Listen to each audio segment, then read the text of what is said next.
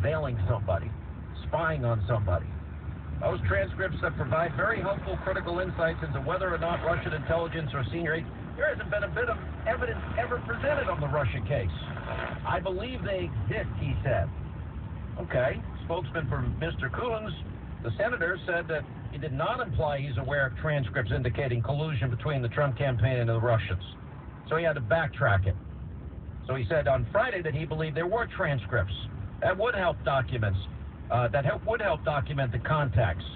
Okay, where did the transcripts come from? Transcripts between who and who? You know, why is it that the New York Times said that, in fact, there was wiretapping? Their words, not mine. You know, there's no confirmed evidence that the FBI obtained a court warrant. Then we've got the word of, you know, let's play James Clapper over the weekend, but keep this in mind. A lot of people, you know, wanted Clapper out and brought up on perjury charges because he admitted, gave a false statement to Congress in March of 2013 when he responded, no, sir, not wittingly, to a question about whether the National Security Agency was collecting any type of data at all on millions of Americans. He replied, and I quote here, the story that we have millions or hundreds of millions of dossiers on people is completely false. The reason I'm asking the question is, having served on the committee now for a dozen years, I don't really know what a dossier is in this context. So what I wanted to see is if you can give me a yes or no answer to the question, does the NSA collect any type of data at all on millions or hundreds of millions of Americans? No, sir. It does not. Not wittingly. There are cases where they could inadvertently, perhaps, collect, but not wittingly. Well, according to Bill Binney, who's going to join us later in the program today, he was one of the architects of the NSA surveillance program. Remember, he was a whistleblower. He left the agency after, 32 years? Because why? Because he feels Executive Order 12333 allows the government to surveil any American at all times, and in fact, they do it.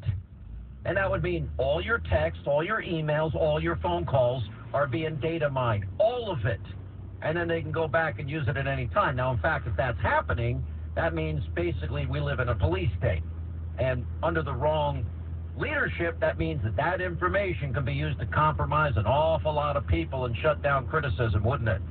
They come out on compromising information on a critic of any administration. They just say, well, we had this phone conversation that we recorded, and maybe your wife or a daughter or whatever doesn't want to hear it. That would be called blackmail.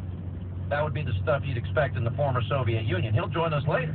But that same executive order was reopened in the 2 weeks remaining in Obama's presidency to allow that data to be shared with other agencies, 16 other agencies.